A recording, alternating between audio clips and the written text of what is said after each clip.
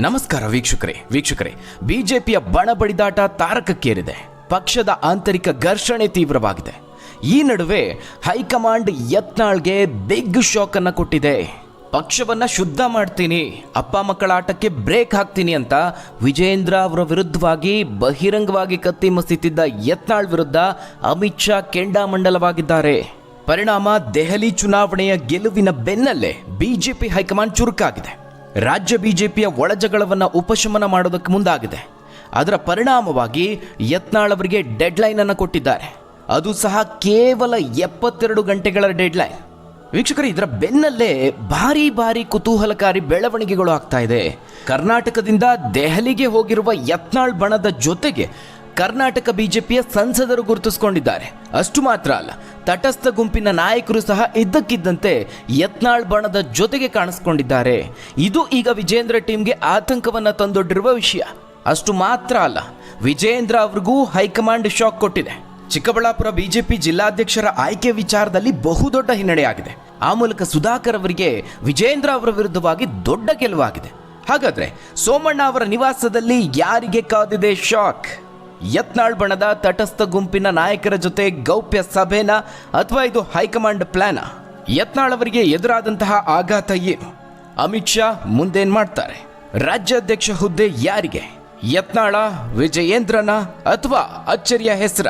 ಆ ಬಗ್ಗೆ ಒಂದು ವರದಿ ಇದೆ, ನೋಡೋಣ. ವೀಕ್ಷಕರೇ, ಪರಸ್ಪರ ಗುದ್ದಾಟ, ಪಟ್ಟಕ್ಕಾಗಿ ಇಬ್ಬರ ನಡುವೆ ಕಾದಾಟ, ನಾನಾ ನೀನಾ ಅನ್ನೋ ಸಮರ. ಉತ್ತರ ಕರ್ನಾಟಕದ ಪ್ರಭಾವಿ ನಾಯಕ ಯತ್ನಾಳ್ ಹಾಗೆ ಬಿಜೆಪಿ ರಾಜ್ಯಾಧ್ಯಕ್ಷ BY ವಿಜಯೇಂದ್ರ ಅವರ ನಡುವಿನ ಈ ರಾಜ್ಯಾಧ್ಯಕ್ಷ ರಣರಂಗ ಕ್ಲೈಮ್ಯಾಕ್ಸ್ ಹಂತಕ್ಕೆ ತಲುಪಿದೆ. ಇಲ್ಲಿಯವರೆಗೆ ಕರ್ನಾಟಕದಲ್ಲಿ ನಡೀತಾ ಇತ್ತು, ಈಗ ದೆಹಲಿ ಅಂಗಡದಲ್ಲಿ ಬಣ ಕಿತ್ತಾಟ ನಡೀತಾ ಇದೆ. ಪೂಜೆ ನೆಪದಲ್ಲಿ ಯತ್ನಾಳ್ ಹಾಗೆ ವಿಜಯೇಂದ್ರ ಇಬ್ಬರೂ ದೆಹಲಿಗೆ ಹೋಗಿದ್ದಾರೆ. ಅಲ್ಲಿ ಒಂದು ಇಂಟ್ರೆಸ್ಟಿಂಗ್ ಬೆಳವಣಿಗೆ ಆಗಿದೆ. ಯತ್ನಾಳ್ ಟೀಮ್ ಜೊತೆಗೆ ತಟಸ್ಥ ನಾಯಕರು ಕಾಣಿಸ್ಕೊಂಡಿದ್ದಾರೆ. ಇದು ಬಹಳ ಅಚ್ಚರಿಗೆ ಕಾರಣ ಆಗಿದೆ. ಈ ಗುದ್ದಾಟದಲ್ಲಿ ಬಿಜೆಪಿ ಹೈಕಮಾಂಡ್ ಈಗ ಮಧ್ಯಪ್ರವೇಶ ಮಾಡಿದೆ. ದೆಹಲಿಯಲ್ಲಿ ಗೆದ್ದಂತಹ ಬಿಜೆಪಿ ಕರ್ನಾಟಕದ ಅಂತರ್ಯುದ್ಧಕ್ಕೆ ವಿರಾಮ ಹಾಕೋದಕ್ಕೆ ಶತಪ್ರಯತ್ನಕ್ಕಿಳಿದಿದೆ. ಈ ಎರಡು ಬಣಗಳ ಹಾರಾಟಕ್ಕೆ ಬ್ರೇಕ್ ಹಾಕಿ ತಾನು ಸೂಚಿಸಿದ ಮಾರ್ಗವನ್ನು ಅನುಸರಿಸಬೇಕು ಅಂತ ಸೈನ್ ಬೋರ್ಡ್ ಅನ್ನು ಹಾಕ್ತಾ ಇದೆ. ಇದರ ಮೊದಲನೇ ಹಂತದ ಭಾಗವಾಗಿ ಈಗ ಯತ್ನಾಳ್ ಅವರಿಗೆ ನೋಟಿಸ್ ಶಾಕ್ ನೀಡಿದೆ. ಬಿಜೆಪಿಯ ಕೇಂದ್ರ ಶಿಸ್ತು ಸಮಿತಿ ಯತ್ನಾಳ್ ಅವರಿಗೆ ನೋಟಿಸ್ ಕೊಟ್ಟಿದೆ. ಕೇವಲ 72 ಗಂಟೆಗಳಲ್ಲಿ ನೀವು ಉತ್ತರ ಕೊಡಬೇಕು. ಉತ್ತರ ಕೊಟ್ಟಿಲ್ಲ ಅಂತ ಹೇಳಿದ್ರೆ ನಾವು ಮುಂದಿನ ಕ್ರಮವನ್ನು ಕೈಗೊಳ್ತೀವಿ ಅಂತ ಎಚ್ಚರಿಕೆಯನ್ನು ಕೊಟ್ಟಿದೆ.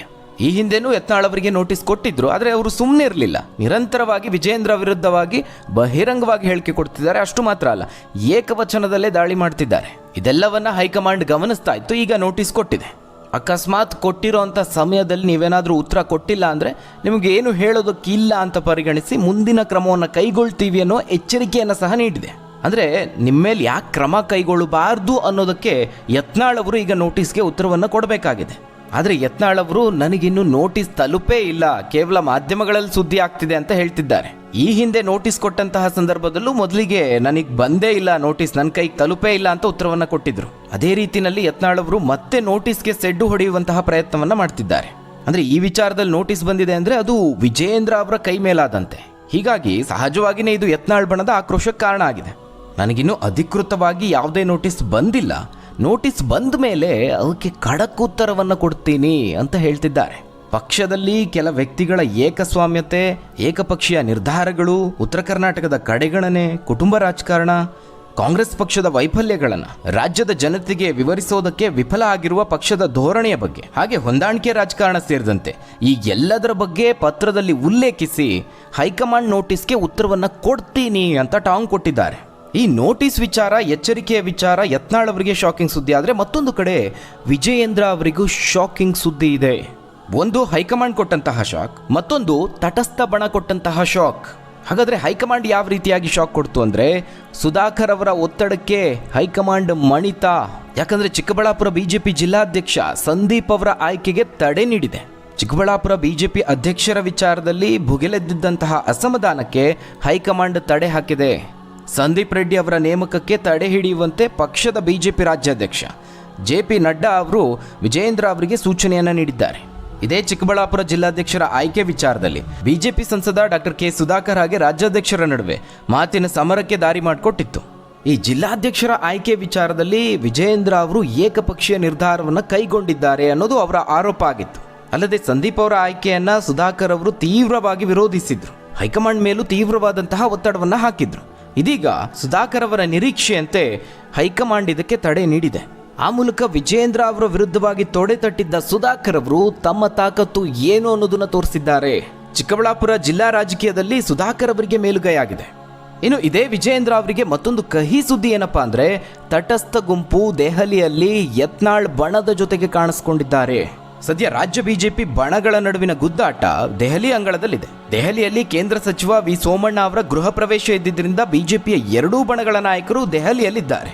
ಗೃಹ ಪ್ರವೇಶ ಕಾರ್ಯಕ್ರಮದ ಬಳಿಕವೂ ದೆಹಲಿಯಲ್ಲಿ ಎರಡೂ ಬಣಗಳ ಬಹುತೇಕ ನಾಯಕರು ಉಳಿದುಕೊಂಡಿದ್ದಾರೆ. ಇವರೆಲ್ಲರೂ ಕಾಯ್ತಿರೋದು ಪಕ್ಷದ ವರಿಷ್ಠರನ್ನ ಭೇಟಿ ಮಾಡೋದಕ್ಕೆ. ಇಲ್ಲಿ ಯತ್ನಾಳ್ ತಂಡದ ಬೇಡಿಕೆ ಏನು? ಬಿಜೆಪಿ ರಾಜ್ಯಾಧ್ಯಕ್ಷರ ಸ್ಥಾನವನ್ನು ಬದಲಾವಣೆ ಮಾಡಬೇಕು, ವಿಜೇಂದ್ರ ಅವರನ್ನ ಕೆಳಗಿಳಿಸಬೇಕು. ವಾರದ ಹಿಂದಷ್ಟೇ ಇದೇ ಬೇಡಿಕೆಯ ಜೊತೆಗೆ ಯತ್ನಾಳ್ ತಂಡ ದೆಹಲಿಗೆ ಹೋಗಿತ್ತು. ಆದರೆ ಕಳೆದ ವಾರದಲ್ಲಿ ದೆಹಲಿ ವಿಧಾನಸಭಾ ಚುನಾವಣೆ ಇತ್ತು. ಆ ಕಾರಣಕ್ಕಾಗಿ ಯತ್ನಾಳ್ ತಂಡಕ್ಕೆ ವರಿಷ್ಠರ ಭೇಟಿಗೆ ಅವಕಾಶ ಸಿಕ್ಕಿರಲಿಲ್ಲ. ಹೀಗಾಗಿ ಮರಳಿ ಯತ್ನವ ಮಾಡು ಅನ್ನೋ ಹಾಗೆ ಬಿಜೆಪಿ ಬಂಡಾಯಗಾರರ ತಂಡ ದೆಹಲಿಯಲ್ಲಿ ವರಿಷ್ಠರ ಮನವೊಲಿಸೋದಕ್ಕೆ ಪ್ರಯತ್ನಿಸ್ತಾ ಇದೆ. ಈಗ ಕುತೂಹಲ ಇರೋದು ಹೈಕಮಾಂಡ್ ಭೇಟಿಗೆ ಇವರೆಲ್ಲರಿಗೂ ಅವಕಾಶ ಸಿಗುತ್ತಾ ಇಲ್ವಾ ಅನ್ನೋದು. ಹಿರಿಯ ಶಾಸಕ ಯತ್ನಾಳ್, ರಮೇಶ್ ಜಾರಕಿಹೊಳಿ, ಕುಮಾರ್ ಬಂಗಾರಪ್ಪ ಸೇರಿದಂತೆ ರೆಬೆಲ್ ಟೀಮ್ ದೆಹಲಿಯಲ್ಲಿ ಬೀಡು ಬಿಟ್ಟಿದೆ. ಗೃಹ ಪ್ರವೇಶದ ನೆಪದಲ್ಲಿ ಈ ಟೀಮ್ ಒಟ್ಟಾಗಿ ಸೇರಿ ತಂತ್ರಗಾರಿಕೆಯನ್ನ ಮಾಡ್ತಿದ್ದಾರೆ. ಇನ್ನು ವಿಜೇಂದ್ರ ಅವರು ಕೂಡ ಇದೇ ಸಂದರ್ಭದಲ್ಲಿ ದೆಹಲಿಗೆ ಬಂದಿದ್ದಾರೆ. ಅವರು ಕೂಡ ವಿ ಸೋಮಣ್ಣ ಅವರ ಸರ್ಕಾರಿ ನಿವಾಸದ ಗೃಹ ಪ್ರವೇಶ ಕಾರ್ಯಕ್ರಮದಲ್ಲಿ ಭಾಗಿಯಾದರು. ಎರಡೂ ಬಣಗಳು ಒಟ್ಟಾಗಿ ಸಿಕ್ಕಿರೋದ್ರಿಂದ ಬಿಜೆಪಿ ಬಣ ಕಿತ್ತಾಟಕ್ಕೆ ಅಂತ್ಯ ಹಾಡೋ ನಿಟ್ಟಿನಲ್ಲಿ ಎರಡೂ ಬಣಗಳ ನಾಯಕರಿಗೂ ಹೈಕಮಾಂಡ್ ಭೇಟಿಯಾಗುವಂತಹ ಅವಕಾಶವನ್ನು ಕೊಡುತ್ತಾ ಅನ್ನೋದು ಈಗ ಕುತೂಹಲವನ್ನು ಕೆರಳಿಸಿದೆ. ಆದರೆ ಯಾವ ರೀತಿಯಾಗಿ ಇದಕ್ಕೆ ಪರಿಹಾರ ಸೂತ್ರವನ್ನು ಕಂಡುಕೊಳ್ತಾರೆ? ಈಗ ಯತ್ನಾಳ್ ಅವರಿಗೆ ಶಿಸ್ತು ಸಮಿತಿಯ ನೋಟಿಸ್ ಏನು ಕೊಟ್ಟಿದ್ದಾರೆ ಅದು ಕೂಡ ಇದರ ಭಾಗವೇ ಆಗಿರಬಹುದು. ಇಷ್ಟು ದಿನಗಳವರೆಗೆ ಸುಮ್ಮನಿದ್ದಿದ್ದೇ ಹೈಕಮಾಂಡ್ ಮಾಡಿದಂತಹ ದೊಡ್ಡ ತಪ್ಪು.